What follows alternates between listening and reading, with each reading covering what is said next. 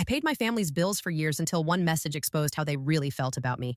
My name is Elena Moore, and until a few nights ago, I genuinely believed my family loved me. I was 28 years old. I worked long hours. I paid my own bills. And I helped my family because that was what a good daughter was supposed to do. That night, I was standing in my kitchen making dinner when my phone buzzed. It was a message from my cousin Maya. I smiled because she usually sent me silly videos of cats or random memes. I tapped the notification without thinking. The video opened and I immediately heard my mother's voice. Elena should consider herself lucky, my mom said. She'd be absolutely nowhere without us. My stomach tightened. The camera was shaking. Someone had clearly left their phone recording by accident. My father laughed. I wouldn't even miss her if she disappeared tomorrow, he said. At least she's good for one thing, the money. More laughter followed. I stood frozen in my kitchen, clutching my phone. My hands were shaking so badly I almost dropped it.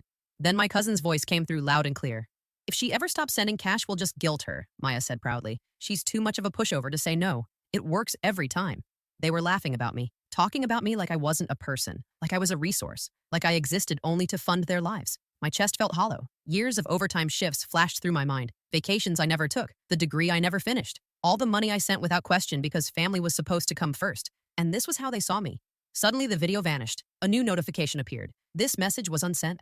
Maya had realized her mistake. For a moment, I actually felt relieved. Surely she hadn't meant to send that. Surely she would explain. She didn't.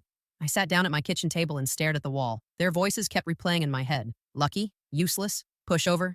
And the worst part was they were right. I had been a pushover. I paid my father's mortgage for 5 years because his financial problems were temporary. I covered my brother Ryan's college tuition even after he dropped out. My mother's emergencies always seemed to arrive on payday. I had sacrificed everything for them, and they had laughed. That night, something inside me finally broke. Not loudly, not dramatically, quietly, because they thought they'd gotten away with it. And that meant I finally had the advantage. Their next payment was due in a few days. This time, I wasn't going to send it. What would you have done after seeing that video? The next morning felt strange. The sunlight looked the same. My coffee tasted the same. But something inside me had shifted. I felt like I was watching my own life from a distance, like I had finally woken up from a long, uncomfortable dream.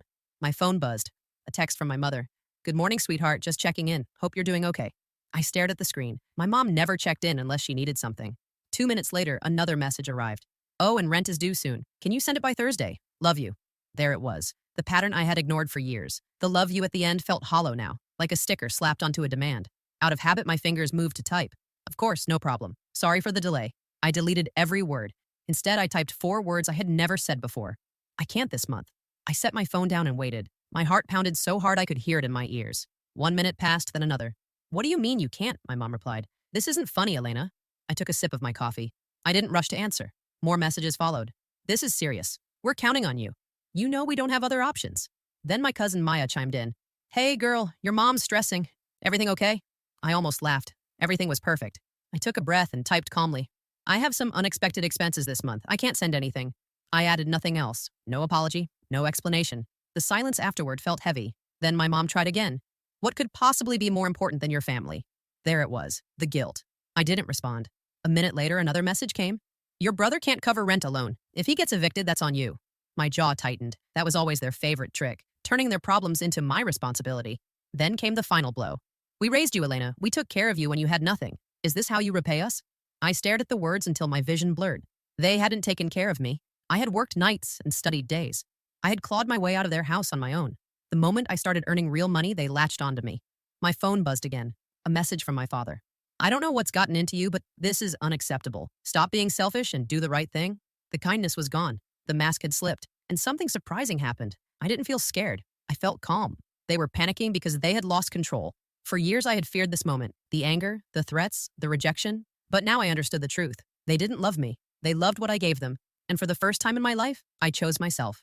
I set my phone face down and finished my coffee slowly. The world didn't end. And that's when I realized I was finally free. Have you ever felt guilty for saying no to family even when it hurt you?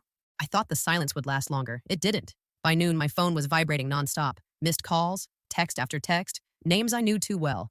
I ignored all of them until one notification made my stomach tighten. A voice message from my cousin Maya.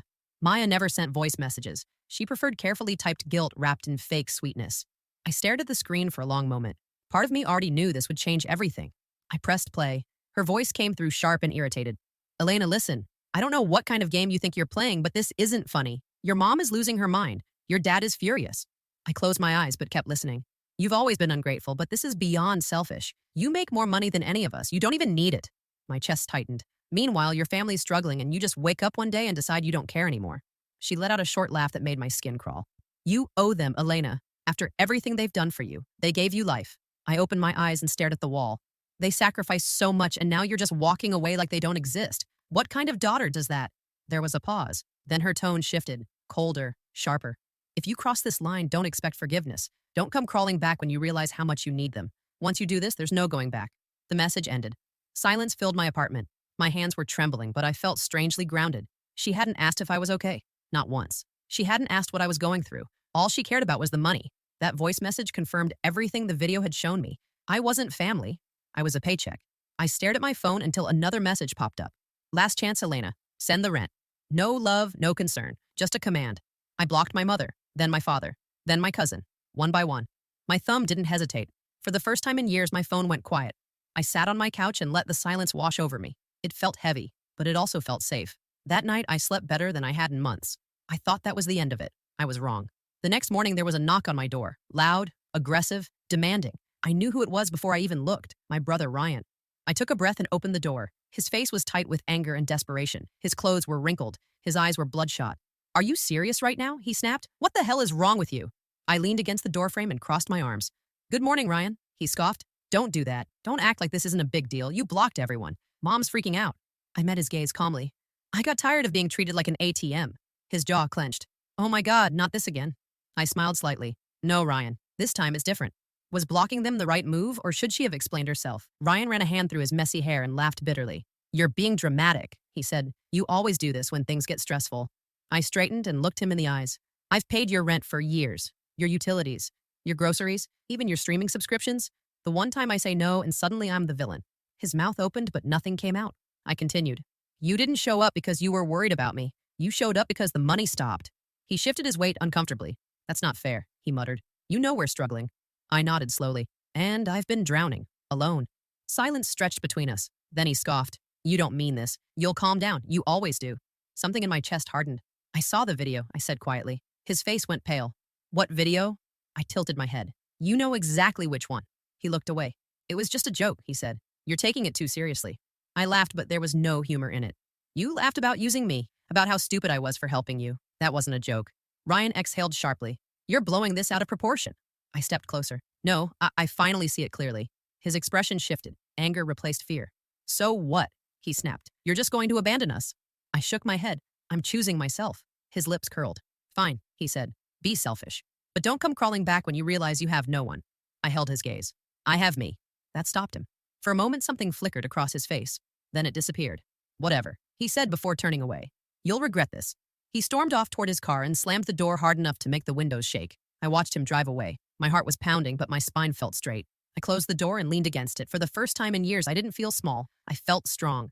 My phone buzzed again. A message from my father. We raised you. Don't think you can walk away from everything we've done for you. I stared at the screen. They kept rewriting the past. They hadn't raised me into independence. I had escaped them. I turned my phone face down and walked away. That evening, the quiet felt unfamiliar. No calls, no emergencies, no demands, just space. Space to breathe. I made dinner slowly and ate at the table instead of rushing between tasks. For once, I wasn't waiting for my phone to light up. Later that night, another message came through. Come back, Elena, we'll talk. We'll fix this. I almost smiled. They didn't want to fix anything. They wanted the money back, and that's when I decided blocking them wasn't enough. They needed to face what they had done. Every lie, every manipulation. I sat down at my desk and opened my laptop. It was time to show them the truth. Should she have given her brother another chance? Or was this the right moment to cut ties? I opened my laptop and logged into my bank account. I didn't rush. I didn't feel angry anymore. I felt focused. Transaction after transaction filled the screen. Rent payments, utility bills, emergency transfers, 5 years of my life reduced to numbers. I scrolled slowly. My father's mortgage payment stood out first. Month after month, year after year. I remembered him promising it was temporary, just until things stabilized. They never did. Then my brother Ryan's college tuition. 2 semesters. Dropped classes. No degree. The debt stayed with me. I kept scrolling. My mother's so-called emergencies, car trouble, medical bills, sudden fees that always arrived right after my paycheck. I'd never questioned them. Family didn't question family. By the time I reached the bottom, my chest felt tight. I could have bought a house. I could have traveled. I could have finished my education. Instead, I had funded their comfort while sacrificing my future. I created a folder on my desktop. Receipts, bank statements, screenshots, transfers, every dollar I had ever sent them. Then I opened a new email. I stared at the blank screen for a long time before typing. Here's a detailed record of everything I've paid for over the years. I paused. My fingers hovered over the keyboard. I am done being your financial lifeline. I will not send money anymore. I will not accept guilt or blame for choosing myself. I read it twice. Then I attached every file. The email looked heavy, undeniable. I hit send, but I wasn't finished. I opened the family group chat. Years of messages stared back at me. Urgent requests, passive-aggressive reminders, thank you messages followed by new demands days later. I scrolled until my thumb stopped shaking. Then I typed, "You talk about what you've done for me. You've forgotten how much I gave up for you. I supported this family while being mocked behind my back. I am done. Do not contact me again." I sent it. The chat went silent. I leaned back in my chair and closed my eyes. My heart was racing, but I felt lighter. For once, I had said everything I needed to say. No explaining, no begging, no apologizing, just truth. I shut my laptop and stood up. The apartment felt different. It wasn't tense anymore. It was calm. That night, I slept deeply. No buzzing phone, no anxiety. The next morning, I woke up to a single message from Ryan. "You're making a mistake. Family sticks together." I smiled softly. Family doesn't drain you dry. Family doesn't laugh at your pain. Family doesn't threaten you when you say no. I didn't reply. I deleted the message. The silence that followed felt like freedom. Was sending the receipts too harsh, or was it necessary for closure? The days that followed were quieter than I expected. No frantic calls, no surprise visits, no fake emergencies, just silence. At first it felt unnatural, like my body was waiting for the next crisis. I kept reaching for my phone out of habit, checking it even when it hadn't buzzed. Years of conditioning don't disappear overnight. On the third day, a message slipped through, an unknown number. "Elena, it's Mom. Please answer." My chest tightened. I stared at the screen for a long moment. Then another message appeared. "We're scared. Things are falling apart. We need you." Need, not miss, not love, need. I placed my phone face down and walked away. I went for a long walk that evening. No destination, just movement. The air felt different when I wasn't carrying their weight. I passed couples laughing, families arguing over groceries, strangers living lives untouched by my guilt. For the first time, I realized how small my world had become while revolving around them. When I got home, I found a voicemail waiting. My father. His voice was tight and controlled. "You think you've won, but you haven't. Bills don't disappear, Elena. Responsibility doesn't vanish because you feel offended." I laughed quietly. They were finally facing reality. The next day, I heard from Maya again, this time through social media. A long message filled with fake concern. "You're really hurting everyone. Mom's health is declining. Ryan's landlord is threatening eviction. This isn't the time to be stubborn." I deleted it. Every word was designed to pull me back in. But something had changed. The guilt didn't hook into me anymore. Instead, I felt clarity. Their chaos wasn't my responsibility. That night, I sat on my couch and made a list. Things I had postponed, dreams I had buried, plans I had abandoned to keep them afloat. Travel, education, savings, peace. I realized how much of my life I'd handed over willingly. The hardest part wasn't cutting them off, it was forgiving myself for letting it go on so long. I looked around my apartment. It wasn't fancy, but it was mine. Paid for by my work, my effort, not obligation. I made a promise to myself that night. I would never again set myself on fire to keep others warm, even family, especially family. Is it harder to let go of family guilt or anger after betrayal? A week passed, then another. The silence stretched long enough that I started to believe they had finally accepted it. I was wrong. It happened on a Sunday morning. A knock at my door. Not angry, not frantic, careful, measured. I opened it to find my mother standing there. Linda looked smaller than I remembered. Her shoulders slumped, her eyes red and tired. For a split second, my heart ached. Then I remembered the video. "Elena," she said softly, "can we talk?" I didn't move aside. "We can talk here." She swallowed and nodded. "I don't understand why you're doing this," she said. "We're family. Families help each other." I held her gaze. "Families don't laugh about using each other." Her face twitched. "That video was taken out of context," she said quickly. "You know how your father jokes." I shook my head. "You called me lucky to have you. You said I'd be nothing without this family." Her eyes filled with tears. I was stressed. I didn't mean it. I felt nothing. "I paid your bills for years. You never once asked how I was doing." She stepped closer. "We needed you." There it was again. Need, not love, not care. I folded my arms. "You needed my money." Her mouth opened, closed. Then her voice hardened. "So you're really going to abandon she snapped. "After everything we sacrificed?" I exhaled slowly. "I sacrificed too." She laughed sharply. "You're exaggerating." That laugh told me everything. I stepped back and reached for the door. "This conversation is over." She grabbed the doorframe. "If you walk away now, don't bother coming back," she hissed. "You'll regret this." I looked at her calmly. I already regret staying as long as I did. I closed the door. My hand shook afterward. Not from fear, from relief. That was the last illusion shattering. She hadn't come to apologize. She had come to negotiate. And when negotiation failed, she reached for blame. I leaned against the door and breathed. I was done. Do you think her mother ever cared or only cared about control? After my mother left, I stood in the hallway for a long time. The apartment was silent except for my breathing. I realized something then. That was the last card they had. They had tried guilt, they had tried anger, they had tried fear, they had tried love. And when none of it worked, they had nothing left. That night, I sat alone on my couch and let myself feel everything I had been suppressing for years. The sadness, the anger, the grief, not for them, for myself, for the girl who believed love meant sacrifice, for the woman who thought her worth came from what she provided. I cried harder than I expected, not because I missed them, but because I finally understood how much I had lost trying to earn affection that was never real. The next morning, I woke up early. The sun spilled into my living room, and for once, it felt welcoming instead of harsh. I made coffee and opened my laptop, not to check my bank account, not to scan for emergencies, but to look up classes. I enrolled in the program I had postponed for years. The confirmation email made my chest feel light. Then I opened a savings account. I set up automatic transfers, small at first, but steady, for me. Over the next few weeks, my life slowly expanded. I met friends without checking my phone every 5 minutes. I worked my hours without resentment. I slept through the night. The tension I had lived with for so long began to fade. One evening, I ran into an old coworker who asked how my family was doing. I smiled and said simply, "I'm doing well," and I meant it.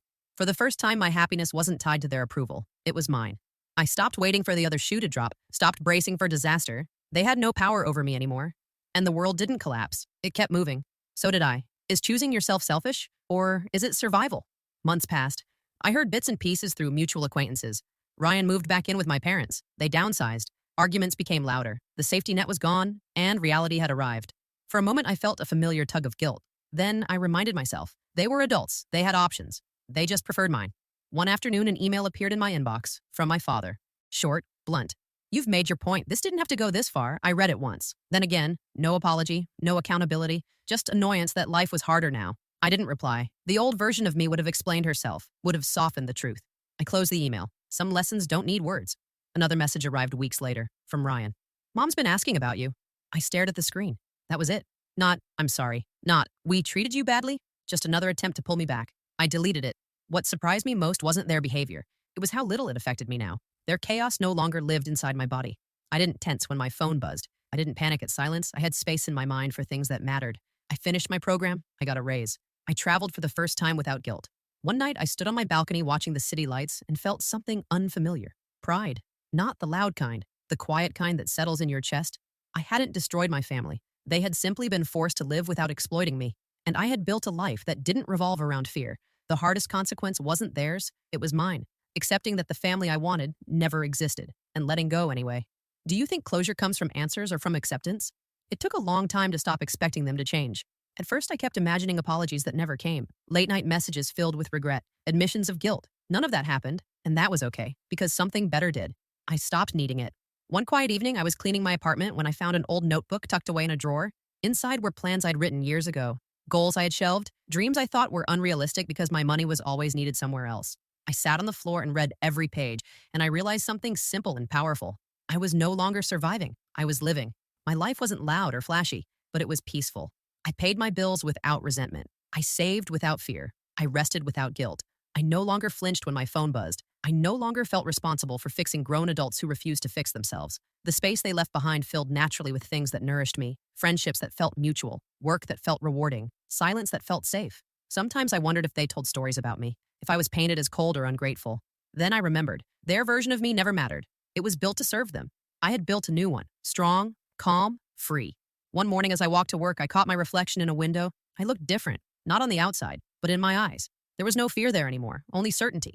I didn't hate my family. I didn't wish them harm. I simply removed myself from the cycle. And that choice changed everything. If I could speak to the woman I used to be, I would tell her this. Love is not measured by how much you give until you disappear. Family is not proven by how much pain you endure in silence. And walking away is not failure when staying costs you your soul. I didn't ruin my family. I stopped allowing myself to be used. And that decision gave me my life back. Now I live it fully, quietly, on my own terms. And that is my best life. Do you believe cutting off toxic family can sometimes be an act of self-love?